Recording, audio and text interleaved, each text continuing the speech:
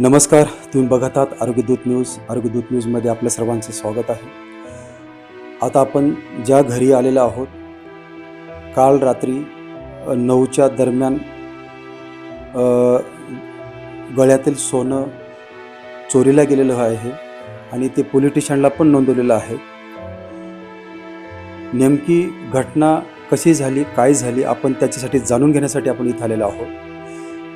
कमीत कमी त्यांचं 2.5 लाखाच्या आसपास सोनं चोरी झालेलं आहे. 2 तोळ्याचं सोनं होतं असं त्यांचं म्हणणं आहे. चोरी कशी झाली, केव्हा झाली, ते आपण त्यांच्याकडे जाणून घेऊया. ताई, आपलं नाव पूर्ण पहिलं सांगा आणि तुम्ही कुठे गेले होतात आणि कशी चोरी झाली? माझं नाव पूर्ण वैशाली योगेश मोरे. माझी बहीण आलेली होती, मोठी बहीण, आणि आम्हाला दुकानात जायचं होतं. कॉलनीच्या पाठीमागेच मॉल आहे, तिथे निघालो होतो आम्ही दोघी बहिणी पायी पायी. जवळ असल्यामुळे मग पायीच निघालो. तिकडून मग दुकानातून वस्तू घेतल्या, 2-3 वस्तू, आणि आलो तर पुढे रोडाने अंधार असल्यामुळे आणि आमच्याही लक्षात नाही आलं. पाठीमागून आला तो शहाणा आणि त्याने एकदम हातात मोबाईल होता त्याच्या, मागून आला आणि एकदम मला वाटलं काय मागे वळून बघितल्याबरोबर त्याने गळ्यातून माझ्या पोत खेचली जोरात आणि मोटरसायकल होती त्याची लावलेली बाजूलाच. त्या मोटरसायकलवर तो पळून गेला जोराचा. आम्हाला क्षणभर कळालंच नाही काय झालं ते. आम्ही दोघी बहिणी त्याच्या मागे पळालो.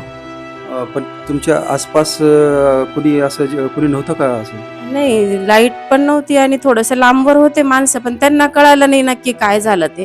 पळाले ते, पण तोपर्यंत तो मोटरसायकलवर निघून गेला होता. बरं, त्याला तुम्ही म्हणजे गाडी किंवा त्याची गाडीचा कलर किंवा त्याचा शर्ट, कपडा तर ओळखता का तुम्ही त्यांना? हा, कपडा वगैरे लक्षात आहे. माझ्या शर्टचा रंग चॉकलेटी सर होता असा, आणि अंधार असल्यामुळे चेहराने मला स्पष्ट दिसला, पण झाकलेला नव्हता त्याने, मोकळा होता चेहरा. बरं, तुमचं किती तोळ्यात सोनं होतं? 2 तोळ्याच्या आसपास होता अंदाजे. बरं, आता तुम्हाला पोलीस प्रशासनाकडून काय मदत हवी आहे? हा, लवकर तपास लागला तर चांगलंच आहे. घेतली साहेबांनी वगैरे त्याच दिवशी कंप्लेंट नोंदवून. काल झाला पंचनामा वगैरे. बरं, आता ही तर तुम्ही आपल्या चोरी तर झालेलीच आहे, पण आपल्या माध्यमातून बाकीच्या ह्या सगळ्या महिलांना काय संदेश देणार आहात तुम्ही? आणि काही रात्री एवढा वेळ पण नव्हता ना झालेला, म्हणजे आम्ही एकट्याने बाहेर पडायचंच नाही का बरं. आता त्यांची मुलाखत आपण घेतलेलीच आहे. त्यांनी सांगितलेलं आहे की काही वेळ झालेला नव्हता, रात्री 9च्या दरम्यानच होतं. एवढा वेळ काही अंधार पडलेला नव्हता, पण कुठे गल्लीमध्ये कुठं अंधार असला थोडा बहुत त्यांनी त्याचा फायदा घेतला आणि त्यांच्या गळ्यातील सोनं घेऊन त्यांनी फरार झालेला आहे. तसं ह्याने आता पोलीस स्टेशनमध्ये नोंदवलेलंच आहे. पण आता ह्या चोऱ्या म्हणजे एक महिलाचा प्रश्न नाही, आपल्या हा पाचोऱ्यातल्या अनेक महिलांचा प्रश्न आहे आणि त्या ठिकाणी कुठं ना कुठं पोलीस प्रशासनाचं धाक राहिला पाहिजे आणि हे चोऱ्या थांबल्या पाहिजेत. आज एक महिला आपल्या घरामध्ये 1-1 रुपयापासून सोनं जपलेले असतात, 1 रुपयापासून जमा पैसा केलेला असतात, सोनं घेतलेलं असतं, आणि त्या ठिकाणी जर एवढं सोनं गेलं असेल तर त्यांची परिस्थिती एकदम गंभीर होत चाललेली असते.